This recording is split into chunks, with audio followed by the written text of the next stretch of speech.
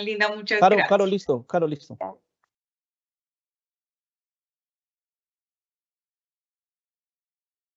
Bienvenidas y bienvenidas a todas las personas que se encuentran conectadas. Qué rico que estén en este espacio. Continuamos en nuestro mes Pride, nutriéndonos de oportunidades y de conocimiento.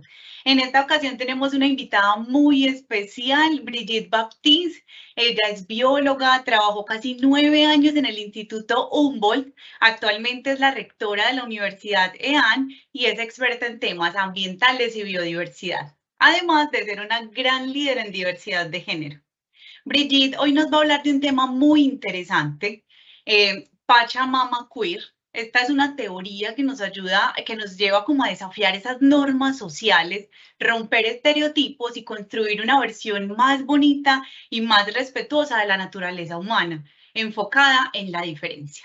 Y naturaleza es diversidad, diversidad es cambio, es también innovación, es evolución. Y hoy qué rico poder conocer sobre todos esos estudios que tiene Brigitte sobre la relación entre la naturaleza y lo queer.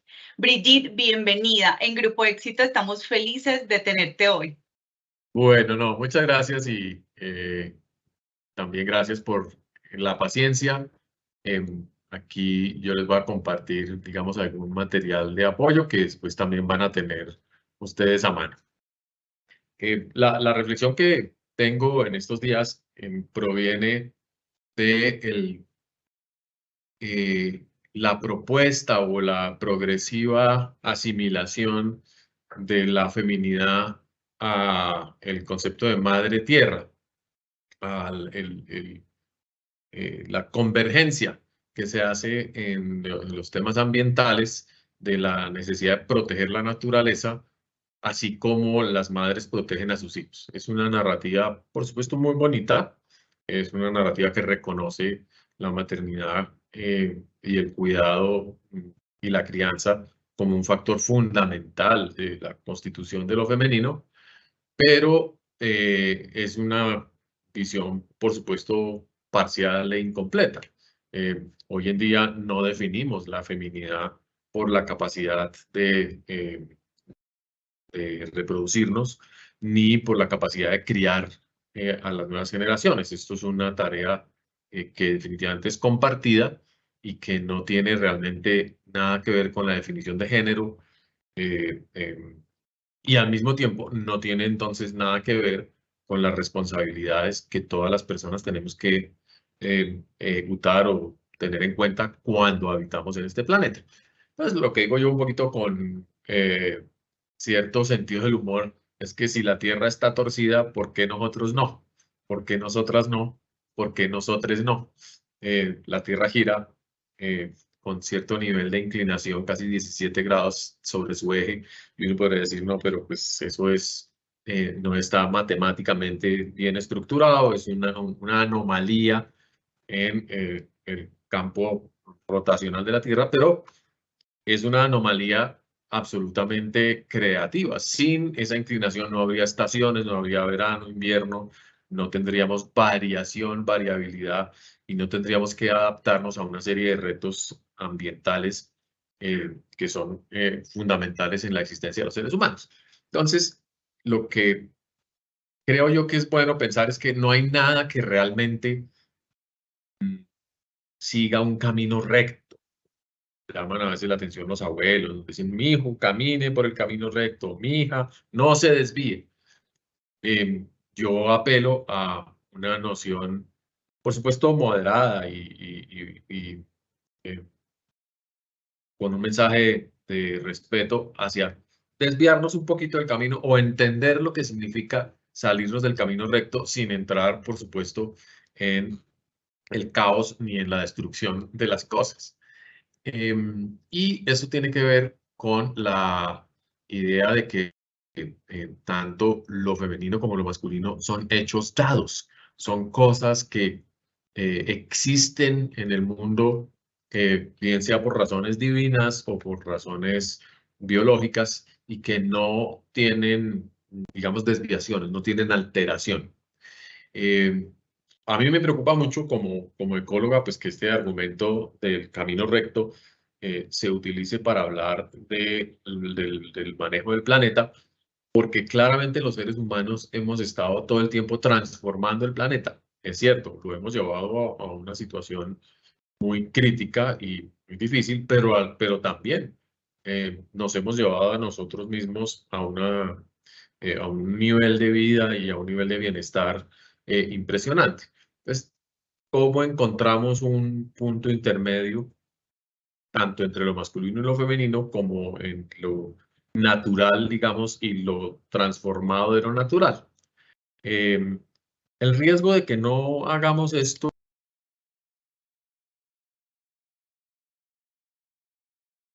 Excúsame, por favor, Brigitte, pero muteaste tu micrófono.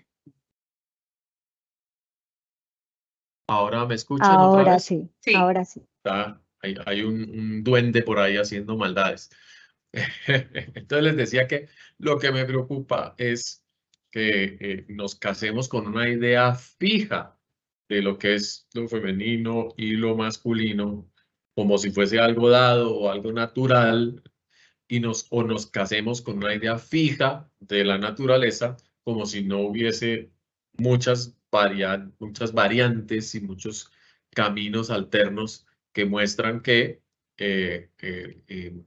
hay muchas posibilidades de ser y sobre todo posibilidades amables de encontrar nuevas expresiones de afecto, nuevas expresiones de empatía, nuevas relaciones en el mundo.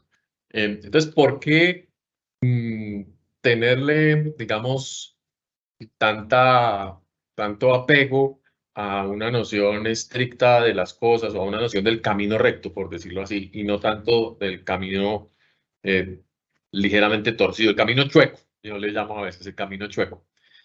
Sí, los seres humanos hemos transformado el planeta continuamente, y no solamente los seres humanos, sino el planeta sin seres humanos continuamente ha evolucionado y se ha ido abriendo a distintas opciones evolutivas. Por ese motivo llegaron los seres humanos como especie a existir. Eso es lo que llamo la caja de Pandora. Realmente, continuamente suceden cosas que son irreversibles. Continuamente se está abriendo la caja de Pandora y liberando una cantidad de situaciones y procesos que no se pueden echar para atrás. La evolución biológica no se puede echar para atrás. El paraíso terrenal, si existió y lo perdimos, fue un momento particular de la historia, y el devenir de los tiempos buscando recuperarlo de todas maneras implica un camino lleno de vericuetos. Ahora que se habla tanto de la restauración de la naturaleza, por ejemplo, uno dice, bueno, ¿y qué significa restaurar la naturaleza? Significa volver al paraíso original, volver a vivir en la selva, volver a vivir sin ropa en la mitad de los ecosistemas, volver a tener la abundancia de animales que hubo hace 1.000.000 de años. Es imposible, aunque de golpe alguno quisiera, no estoy tan segura de que eso suceda, va a ser muy difícil. Entonces, la pretensión del camino recto es poco complicada. El libro de Bajo un cielo blanco de Elizabeth Kolbert, que es el premio Pulitzer, nos recuerda siempre que los seres humanos hemos hecho muchas cosas en aras de buscar nuestro bienestar, del bienestar de los demás, en aras de proteger nuestros intereses, a veces de manera abusiva, en fin, pero todo lo que hayamos hecho nos trae al presente y nos pone unos retos desde el punto de vista adaptativo muy importantes. ¿Qué es lo que hacen las personas que trabajan hoy en día tratando de salvar los corales? Hay muchos programas de protección de los corales que están amenazados por la acidificación del océano, es decir, debido a la cantidad de carbono que hay en la atmósfera, el océano se va volviendo más ácido y el ácido disuelve la concha de los moluscos y disuelve los arrecifes de coral. Y eso es pues dramático porque estamos perdiendo un ecosistema gigantesco que le presta servicios a la humanidad muy, muy importantes en términos de pesca, de protección contra los tsunamis, de recursos genéticos, de material médico, en fin. Entonces, ¿la gente qué está haciendo? Está sacando pedacitos de coral del océano, los lleva al laboratorio y básicamente los tortura, los pone a tratar de crecer en condiciones de agua ácida. Y el 90% de los corales, si no el 99%, mueren porque no están adaptados, pero el 1% que queda, los investigadores vuelven y lo sacan, lo hacen crecer mucho y repiten el procedimiento muchas veces, hasta lograr que aparezca una nueva, no una nueva especie, pero una nueva variedad de coral que es capaz de resistir las aguas ácidas. Cuando eso pasa, entonces pueden llevar el coral nuevamente a sembrarlo en el mar y ese coral va a sobrevivir por lo menos 50, 80 años a las presiones humanas. Se llama evolución acelerada y es una de las respuestas que estamos dando al cambio climático.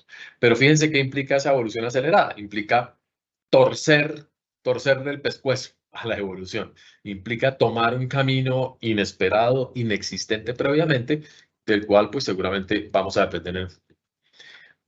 Cuando hablamos de todas maneras de la madre tierra, en el sentido de que la madre, de que la tierra es sabia, de que la tierra es cuidadora, de que la tierra da para que vivamos, insisto en que se trata de una idea pues muy romántica, una idea muy positiva, por supuesto, pero una idea falsa.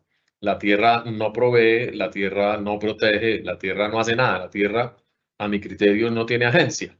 Es más, a los seres humanos nos ha tocado sobrevivir duro para conseguir comida, para sobrevivir a los depredadores, y la opción pues, de hablar con la madre tierra es consoladora, pero no necesariamente funciona.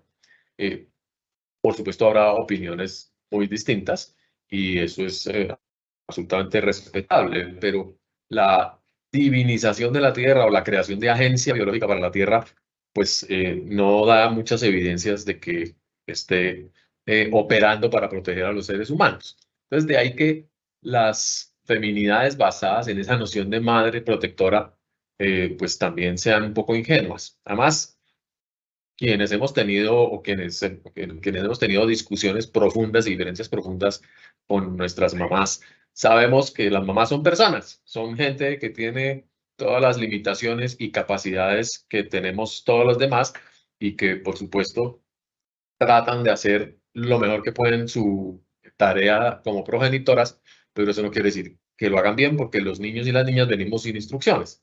Entonces, la construcción de la maternidad también es una construcción cultural, es una construcción llena de deber ser, al punto de que, pues, en cierto momento, y la psiquiatría lo plantea así, una de las grandes enfermedades mentales del mundo es la maternidad.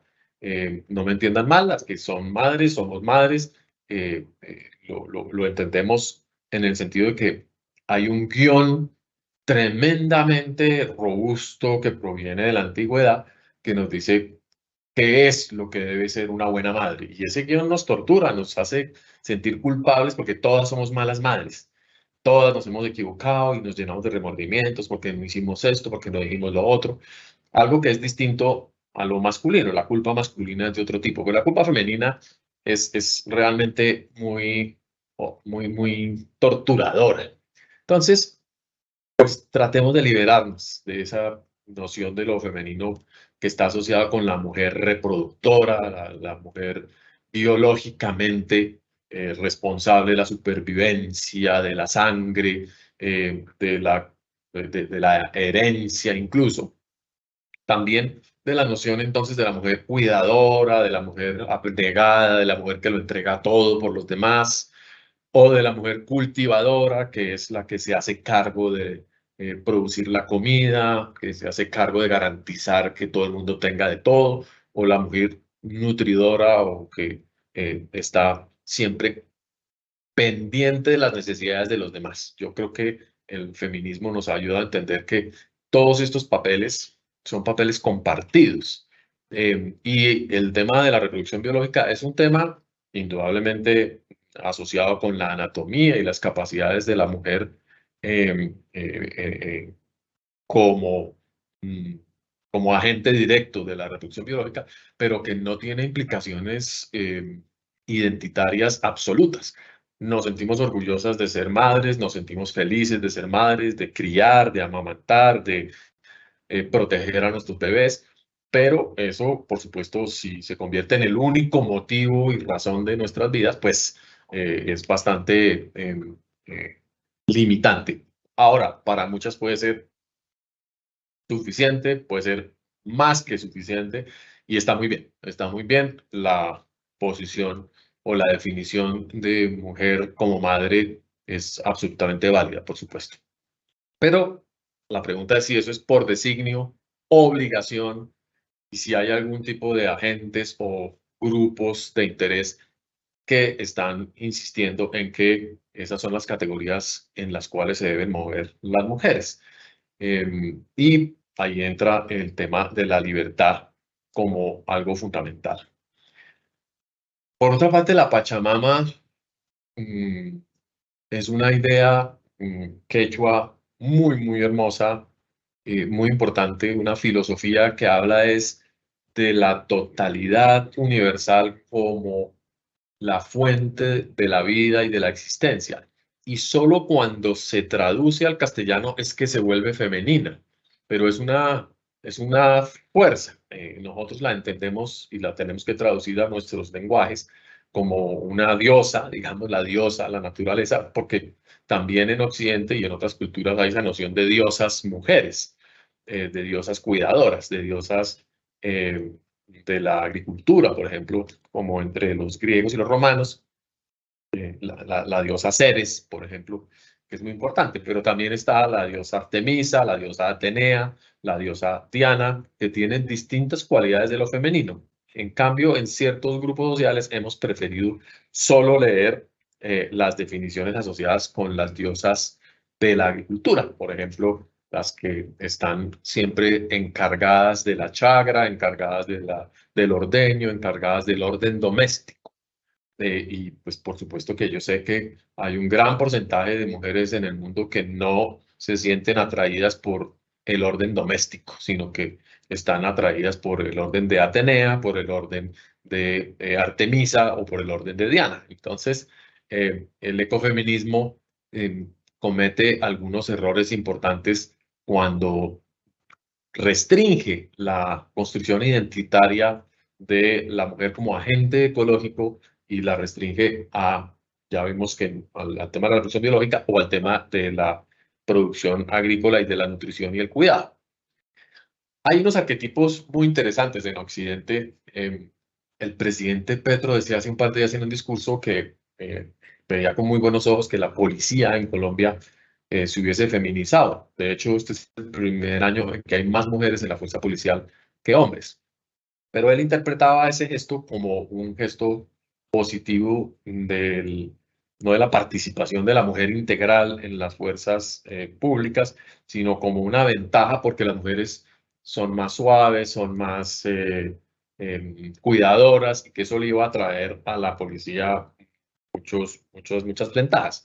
Claro, pero no por ser mujer, sino por una historia de discriminación previa y una historia en la cual los roles de la mujer se habían identificado, se habían construido sobre esos aspectos que resaltó el presidente. Y dijo, no ha habido ninguna mujer Hitler, con lo cual, digamos, trata de zanjar la discusión. Pero sí ha habido mujeres muy malas y Hitler tenía amantes y todos los nazis tenían mujeres a su lado.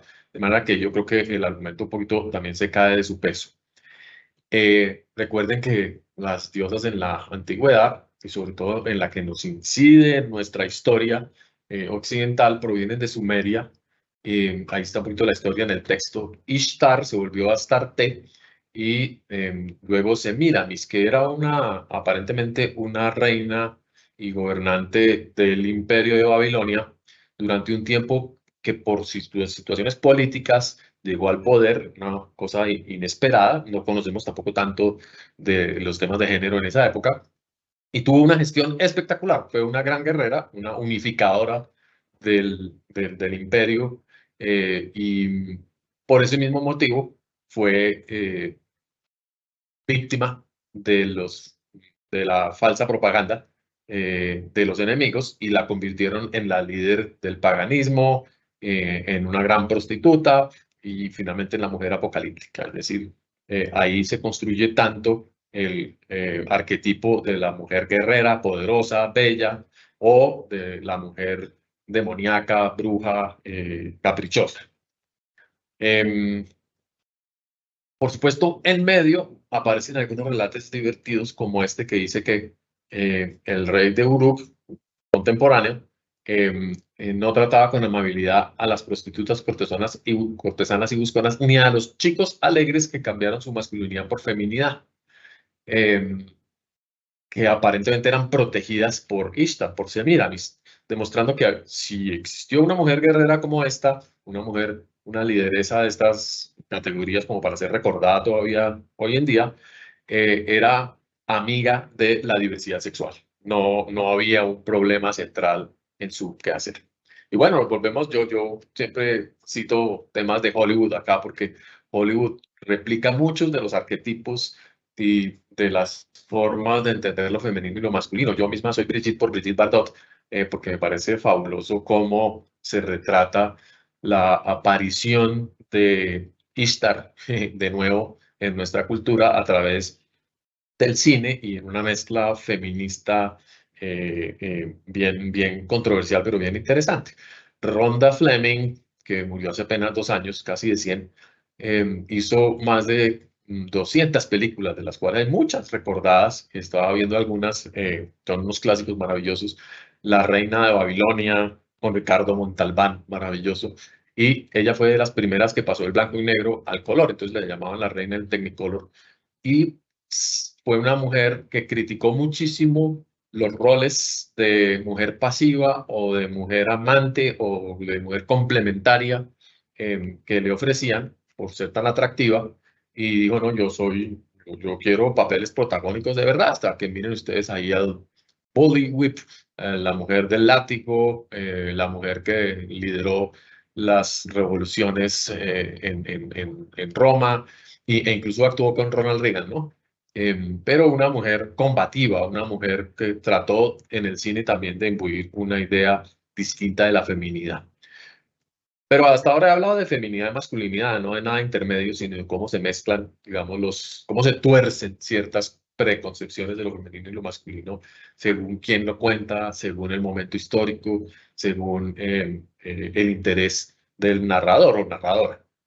Porque cuando uno va a preguntarse si la Tierra no es madre, entonces, ¿qué rol le queda? Si la Tierra no nos protege, si la Tierra nos cuida, entonces la Tierra es malvada, es la naturaleza que nos persigue, la naturaleza que nos pone a prueba, la naturaleza que nos devora, una naturaleza, digamos, malvada. Y pues por supuesto que tampoco, no existe esa agencia, aunque haya terremotos, aunque haya volcanes, aunque haya plagas. Lo que hay es ecología, lo que hay es una dinámica compleja de los ecosistemas, muy material, para adaptarnos a ella. En América, la noción de mujer protectora también ha sido cuestionada. No estamos hablando de la Pachamama solamente. Por ejemplo, hablamos de Warmi Curaini, la madre ayahuasca, que es una madre de sabiduría, es la anaconda, es una mujer muy poderosa que rige las selvas, que rige las aguas de las selvas y muchas otras visiones. Incluso piensen ustedes en otras heroínas o personajes míticos americanos que tienen identidades femeninas o identidades mixtas o papeles y roles distintos. Así que ahí lo que uno encuentra es que hay construcciones culturales de lo femenino y de lo masculino que provienen de distintas tradiciones de pensamiento, distintas formas de entender el mundo.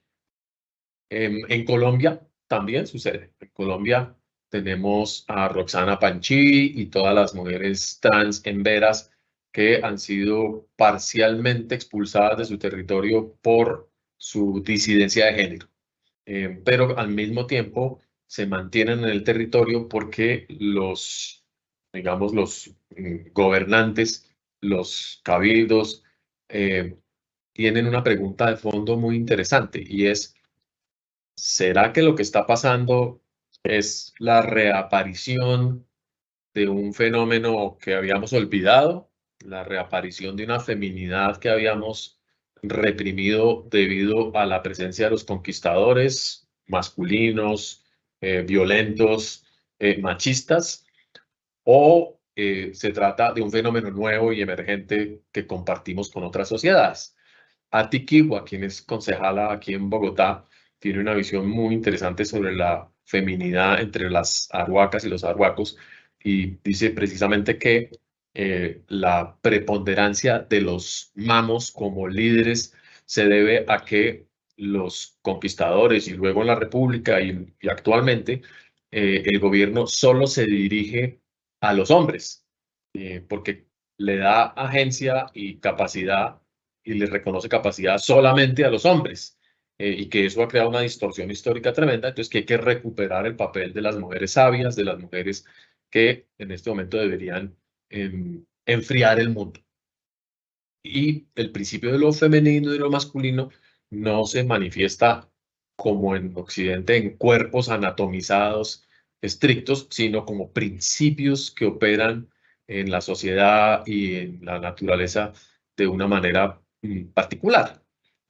En México, por supuesto, ahora lo que está pasando es que hay muchas mujeres que fingen, o muchas personas, muchos candidatos, diría, que fingen ser transgénero para, como dice, para ir a las elecciones. Les parece que llaman mucho la atención y dice, bueno, si hay que ponerse falda para conseguir votos, pues me pongo falda. Ese ya es el colmo de la desviación de lo queer, pero también lo consideramos. Existe, hay candidatos chuecos y no solamente en el sentido de sus ropajes, sino chuecos porque son torcidos, están haciendo un torcido.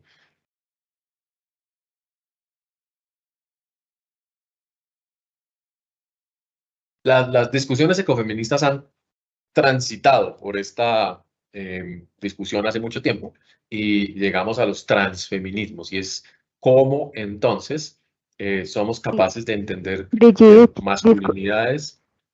Se me discúlpame. apagó el micrófono. Sí, creo que No, lo está el compartiendo, ¿verdad? micrófono. Ah, sí. Exacto, o sea, se salió tu usuario, te seguimos escuchando, pero ya no podemos verte ni ver la pantalla.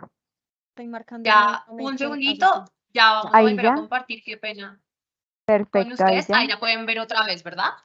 Sí, perfecto, ahí ya. Presentación. Espérate, Listo, acá, perfecto. acá. Un segundito y Era la pausa de los dulces. me confirman que pueden ver ahí, sí, ¿verdad? Sí. Sí, ahí podemos ver pantalla, pero aún no vemos a Brigitte. Ah, qué pena. Nuevamente el duende haciendo de las suyas. Listo, ahí sí, Ahora sí, perfecto. Normal, hay perfecto. una duendesa que nos ayuda. Sí, Sí. sí, pero bueno, aquí ya se logró. Entonces les decía que en esta conversación, digamos, tan interesante y compleja sobre los significados de lo femenino y lo masculino, hay toda una conversación que nos lleva al transfeminismo, es decir, a la idea de que no es el cuerpo el que nos convierte en hombres o mujeres, no son los roles lo que nos convierte en hombres y mujeres, sino es la definición de las cualidades asociadas a lo femenino y masculino las que nos ayudan a definir una identidad que, pues, por supuesto, es funcional a los retos de la adaptación, a los retos de la innovación, a los retos del mundo.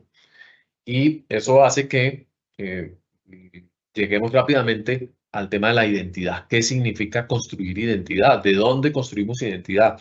Copiamos las identidades a partir de lo que nos enseñaron nuestras familias, nuestras comunidades.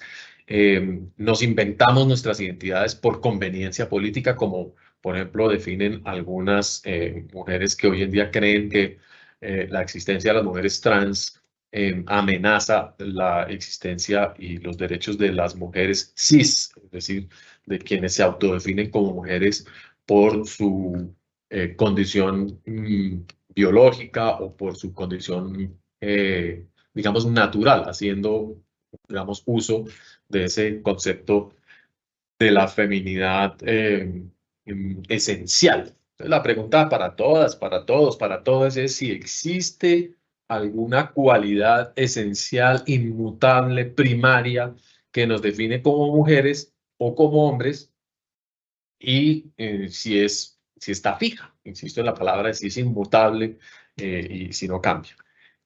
Por supuesto, yo opino que no. Yo opino como muchas otras personas, pensadores y gente que no, que para nada, que al contrario, en la reflexión sobre las feminidades nos ha permitido llegar a un momento de evolución y de liberación que ojalá contagiara a todas las personas, en el sentido de cuestionar de dónde proviene nuestra identidad, cómo la construimos y si nos sentimos satisfechas o satisfechos con esa identidad, con esa manera de manifestarnos ante el mundo. Entonces, ustedes en el grupo de éxito, ¿qué clase de mujeres quieren ser o vienen siendo? ¿Qué clase de hombres? Y si esa categoría es relevante y por qué es relevante. Pues indudablemente es relevante porque todavía hay una cantidad de cargas obligatorias que le llegan sobre todo a las mujeres jóvenes, a las mujeres que tienen hijos o a las mujeres que tienen papás, que tienen que cuidar a los papás. Es decir, todavía hay una distorsión gigantesca en ese sentido, pero eso no es obligatorio. Sabemos en las empresas, sabemos en las universidades que podemos ser todos y todas solidarios con esas circunstancias y reconocer las cualidades de la diversidad. Y por eso estamos aquí celebrando esas condiciones.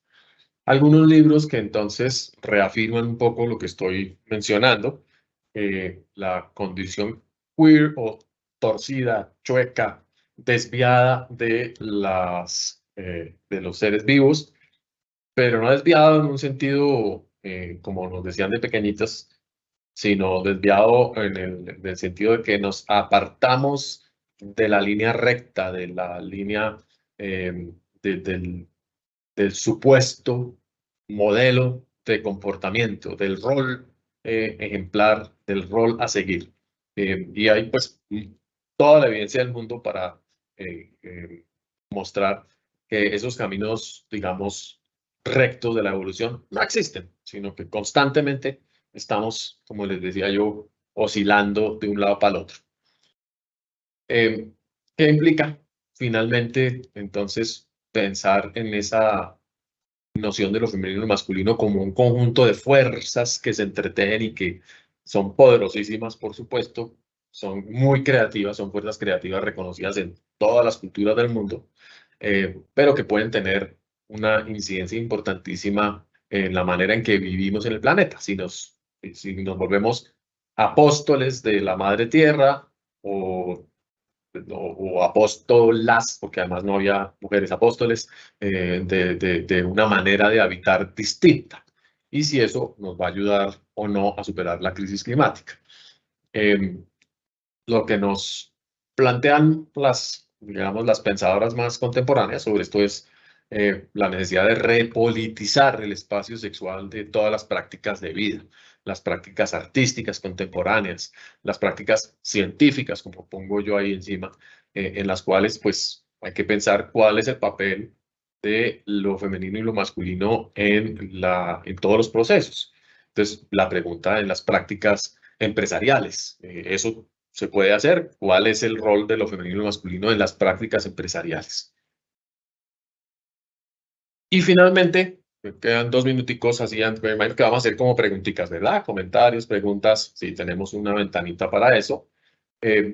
Por supuesto, entra el tema de la tecnología, que es aún más perturbador. ¿Qué pasa cuando en la construcción de las identidades apelamos a toda nuestra capacidad tecnológica contemporánea para modificar el cuerpo, para abrir nuevos espacios de participación, para definir nuevos tipos de relacionamiento ante el mundo? Entonces, ahí claramente aparecen pues, los robots, las inteligencias artificiales, y fíjense que también tienen género, pero pues realmente las robots no tiene ningún sentido hablar de género o de sexualidad en las máquinas, ni tampoco en las inteligencias artificiales, a menos que, por supuesto, construyamos inteligencias artificiales con nuestros prejuicios machistas o con nuestras identidades de género estereotipadas.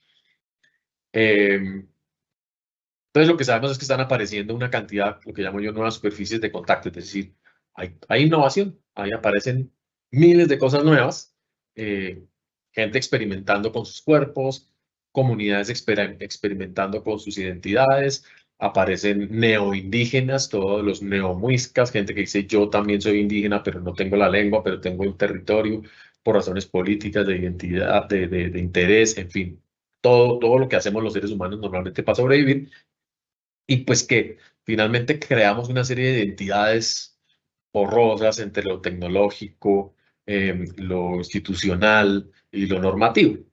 Digamos que al fin y al cabo lo que está pasando es que hay una crisis de ese sistema de género con el que habitamos durante miles de años, y que tenemos que entenderlo también como cualquier crisis, como un espacio de oportunidades de innovación. Pero por supuesto nos perturba mucho pensar que nuestros hijos o nuestras hijas podrán decidir con qué género se identifican y qué clase de roles van a asumir, y eventualmente pueden abandonar el sistema de género como hacen las personas que hoy en día se definen asexuales en alguna forma, o se definen sin género, o que llaman al T en la cédula. En fin, en Colombia ya se aceptó, ya tenemos una primera persona sin género, con identidad reconocida y con un título de abogade en la Universidad del Rosario. Así que prepárense para cosas más extrañas todavía, como las que vienen en el metaverso, donde todos, todas, todos vamos a poder ser lo que queramos ser, incluso un calamar. Y luego, pues, vamos a tener todos estos temas de la modificación profunda, neuronal, los implantes cerebrales, la conexión con computación, y pues todos los temas de nuevas identidades en el metaverso. ¿Quién queremos ser en ese espacio de innovación que vamos a crear? Yo creo que dejo aquí para darles la oportunidad a todas las personas que quieran comentar o hacer alguna pregunta, que por supuesto responderé. Denme un segundo, voy a poner el audio allí. Claro que Stop. sí, Me confirman. Escuchamos doble. Me confirman ahí si ya nos pueden escuchar bien sin retorno. Ahí, Perfecto. perfecto, sin retorno. Bueno, les invitamos a que hagan las preguntas para Brigitte. Mientras nos van llegando preguntas, Brigitte, entiendo y me gusta el concepto de que lo natural no es recto. ¿Cómo materializar esto en nuestro día a día? O sea, ¿cómo lograr que cada vez más personas comprendan y respeten el concepto? Pues haciendo como un ejercicio muy de introspección respecto a nuestras propias creencias de qué es lo correcto, si realmente nuestros juicios y nuestros criterios de valoración están estructurados sobre un eje muy inflexible de comportamientos y un eje inflexible de valores, o con el cual yo juzgo a los demás todo el tiempo. Es decir, bueno, por cómo es que yo estoy operando en relación con los demás. Porque todos creemos, y yo creo que para bien, porque tenemos esa necesidad, que somos la mejor persona del mundo, que tenemos la razón. Nadie va digamos, a actuar en contra de sí mismo. Como dicen los abogados, nadie está obligado a hablar mal de sí mismo. Pero sí estamos obligados aparte de querernos mucho, dudar de que somos los únicos que tenemos una comprensión o una perspectiva ajustada al mundo. Tenemos nuestra versión de nosotros, y la pregunta es si la utilizamos como rasero siempre para pensar que todos los demás están equivocados o son inferiores a nosotros. Entonces, y eso en lo cotidiano es muy impresionante, porque pues nos damos palmaditas todo el tiempo hablando mal de nuestros colegas de trabajo, diciendo que nadie hace lo que tiene que hacer. Y resulta que no, que las personas somos muy diferentes, y que tenemos nuestras particularidades. Y en la familia eso pasa todo el tiempo, y las mamás todo el tiempo corrigiendo a los niños: no haga esto así, no haga lo otro, o los papás de manera autoritaria también definiendo los roles y las capacidades. Entonces, es un tema de introspección y de cuidado lingüístico y de cuidado con los demás para evitar imponer nuestros criterios, por buenos que creamos que sean, a las otras personas. Súper, muchas gracias. Por acá tenemos a Ana Isabel que nos va también a hacer una pregunta. Brigitte, desde el escenario organizacional, ¿cuáles crees que son las principales barreras que encontramos hoy para poder hablar de una verdadera inclusión hacia la población LGTBIQ+?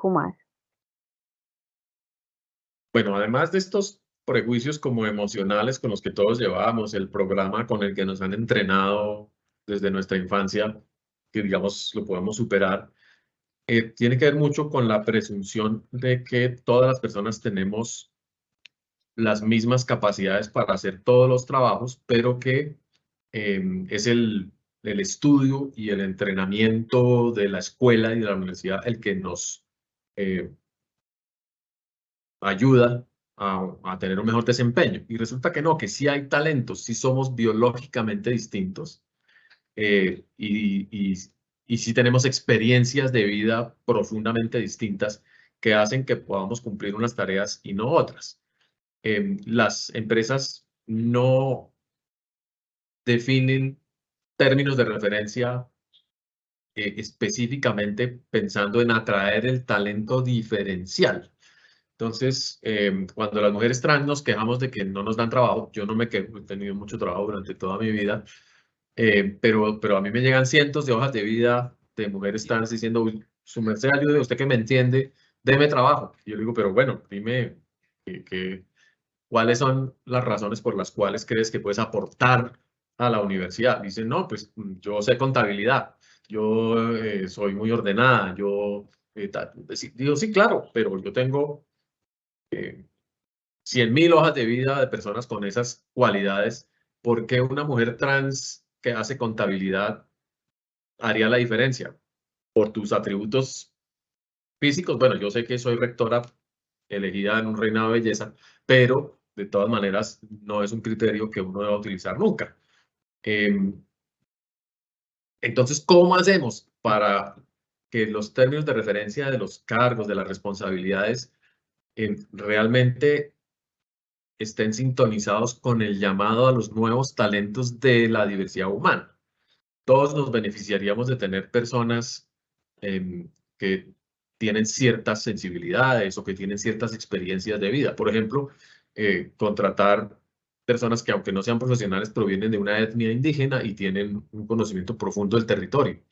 Eso es fundamental. Yo no puedo contratar a un geógrafo, por más doctorados que tenga, para dar cuenta de un territorio complejo como la Amazonia, donde se perdieron estos niños que afortunadamente aparecieron, porque ese conocimiento solo lo tienen ellos. Entonces, no es por ser indígena biológicamente hablando, sino porque su experiencia de vida les da una ventaja. Entonces, si yo hago términos de referencia diciendo necesito una persona que conozca la selva, lo más probable es que los chicos y chicas indígenas ganen en la convocatoria, pero tengo que hacer el llamado para permitir que aparezcan estos talentos. Brigitte, finalizo con una pregunta un poco más íntima y es, en nuestra compañía tenemos hoy varias personas que están atravesando un proceso de transición de género. ¿Cuál es el mensaje que nos das a los que estamos por fuera viviendo esos procesos para facilitar el camino y lograr que sea mucho más fácil? Yo creo que es un llamado, y me van a regañar, a la paciencia en las personas trans, a la comprensión de que muchas personas no nos conocen, no han estado expuestas a una experiencia de compartir un espacio de trabajo, o un proceso de transición, de manera que están continuamente o atrapadas en sus prejuicios o tratando de establecer una conexión llena de retos y que puede llevar a muchos malentendidos. Las mujeres y hombres trans, sobre todo las mujeres, somos muy sensibles a los pronombres. Si nos dicen caballero, siga por acá, señor, haga... Y eso pasa todo el tiempo, haga uno lo que haga. Algunas veces, claro, hay mala intención, pero normalmente no. Normalmente las personas, y hoy en día, y en Colombia, es un espacio muy privilegiado, todo el mundo está tratando de hacer un esfuerzo para entender las nuevas circunstancias por las cuales atraviesa la sociedad. Pero como es algo nuevo, pues nos toca a todos ayudarnos. Y entonces hay que tener una perspectiva pedagógica, un poquito como lo que yo estoy haciendo aquí. Es decir, pues yo sé que soy única, maravillosa, la reina de todas las reinas. Entonces, para que me entiendan, yo tengo que hacer pedagogía. Brigitte, y por aquí tenemos, bueno, una pregunta en el chat y nos preguntan cómo debemos abordar los temas ecológicos y de medio ambiente desde el contexto de género y cómo desde aquí mismo se puede impulsar el propósito de trabajar conjuntamente en pos de proteger la naturaleza y evitar que el cambio climático siga afectando el mundo.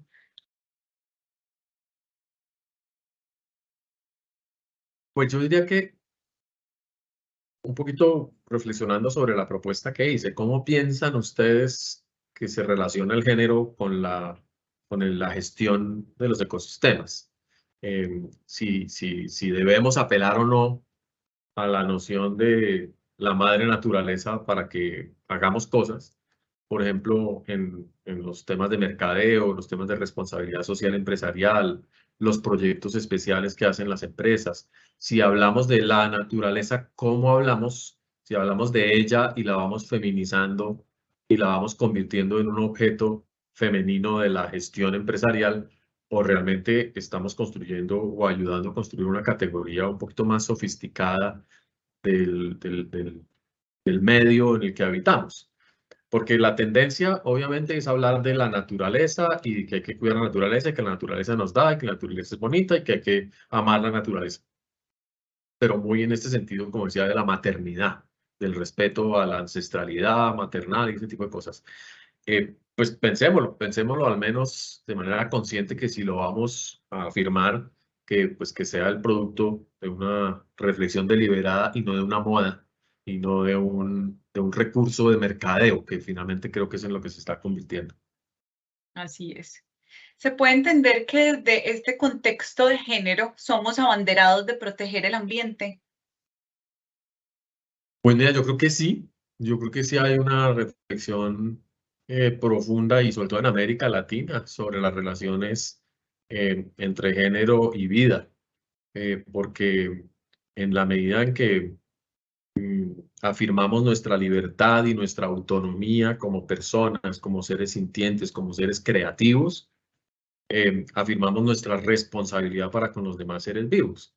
Entonces no necesitamos obviamente convertirnos en hada madrina de los árboles para cumplir esa tarea, sino necesitamos es asumir profundamente nuestra responsabilidad como seres humanos.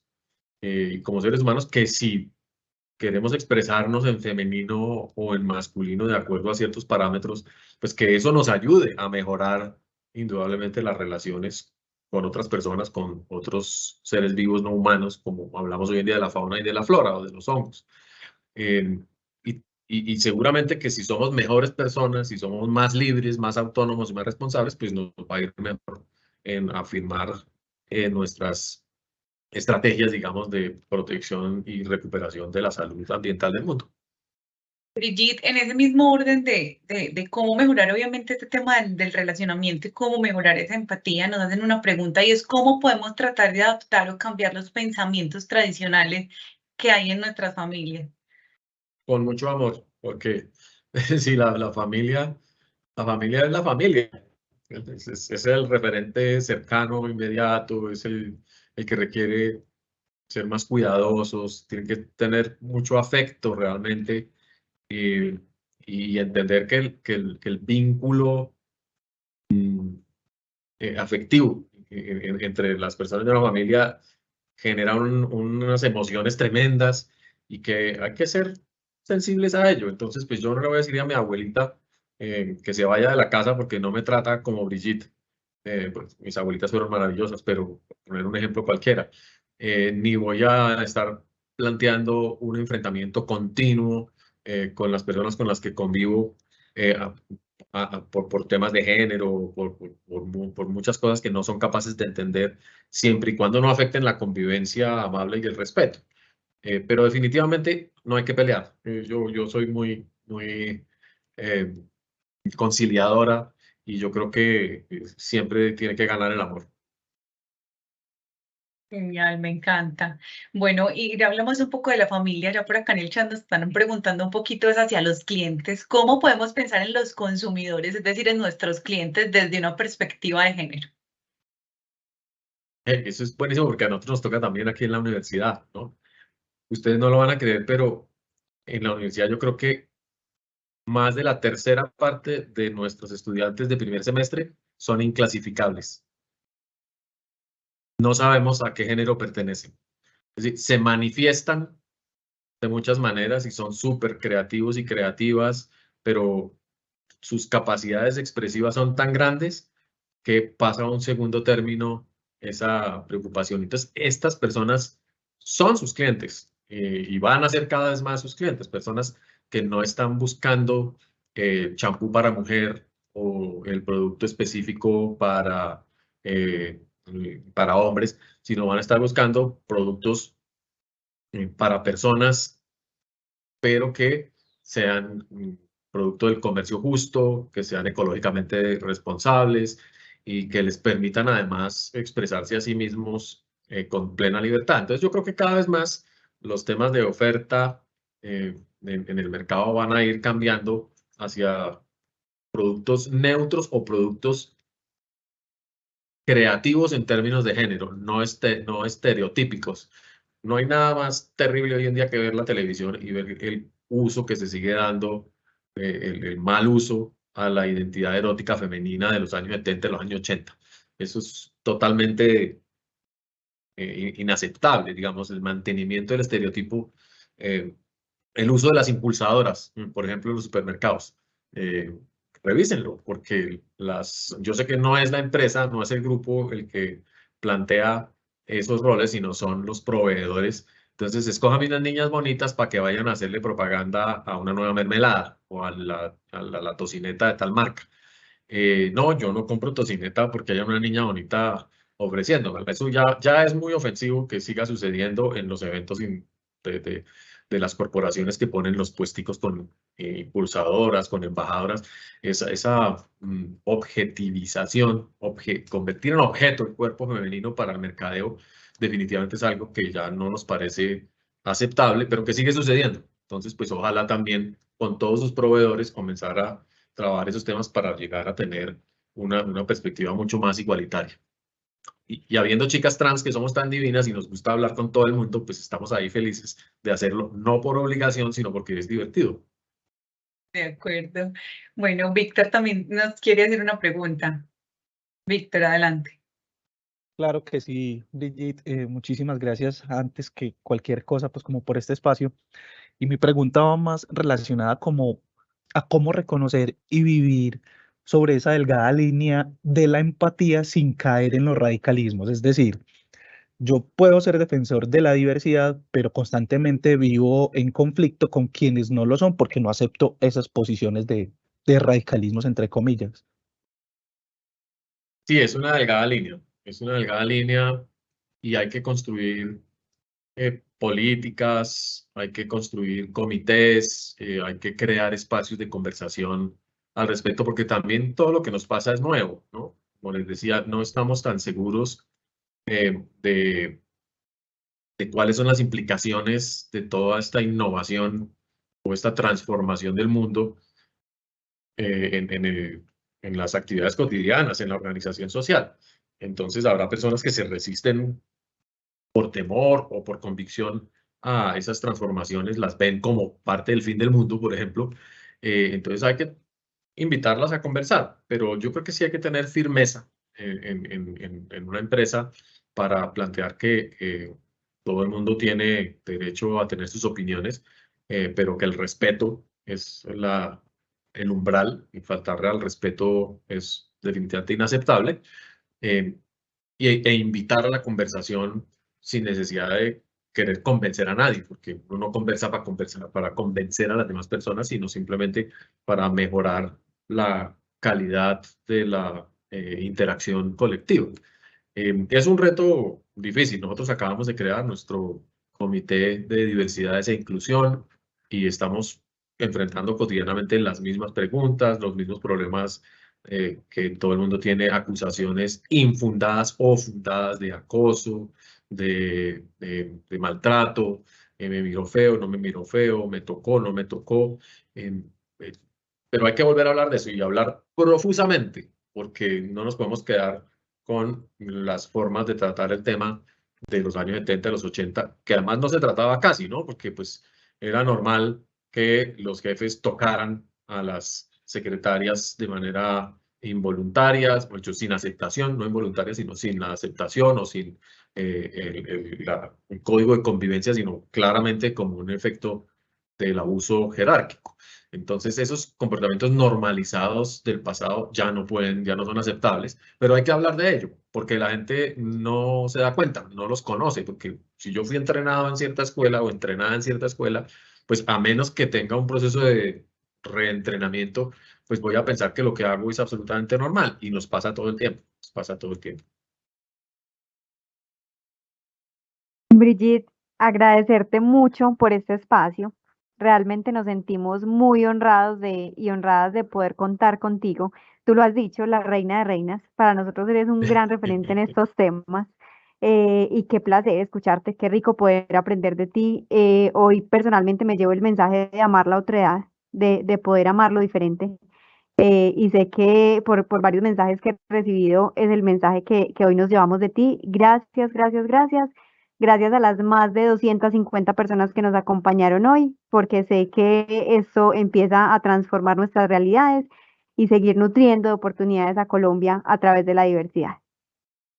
No, pues gracias a ustedes, Ana Isabel, muy querida, María Adelaida, Víctor, Ana Carolina, por acogerme, a estas personas que no veo, pero que sé que están del otro lado también. Invitarles a que disfruten la diversidad, le pierdan el miedo a las diferencias, a la innovación y a que construyan espacios seguros y gratos para todo el mundo. Gracias. Feliz tarde para todos, todas y todes.